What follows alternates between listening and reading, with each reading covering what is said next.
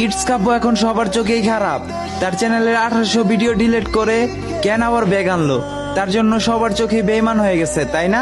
It's কাব্য যখন বলেছিল gaming community ছেড়ে দিবে, তখন তোমরা এতটা ইমোশনাল হয়ে গেছিলা যা বলার বাইরে। আর কিছু কিছু মানুষ তো কান্নাই করে দিছো, যেটার দেখে কিন্তু ইটস কাব্য তার নিজের ভুলটা বুঝতে পারে। তারপর কিন্তু সে গেমিং কমিউনিটিতে ব্যাক করার চেষ্টা করে, আর যে ভিডিওগুলো ডিলিট করছে সেগুলো আনার চেষ্টা করে। দিন শেষে যখন ভিডিওগুলো আনতে সফল হয়, তখন তোমরাই বেইমান, হ্যান ত্যান, ভিউ ব্যবসায়ী, আর কত কিছু।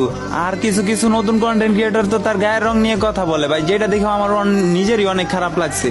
তো আমি তো সাধারণ পাপ দেখে আমার নিজেরই অনেক খারাপ লাগছে। তাহলে ইটস কাব্য ভাইয়ের কেমন লাগছে তোমরাই বলো। তোমরা এতই যখন বেইমান বলতেছো হ্যান ত্যান, তাহলে ইটস কাব্য যখন বলেছিল গেমিং কমিউনিটি ছেড়ে দিবে, তখন কেন তোমরা কান্না করতেছিলা, কেন তোমরা ইমোশনাল হয়ে গেছিলা, কেন ভাই?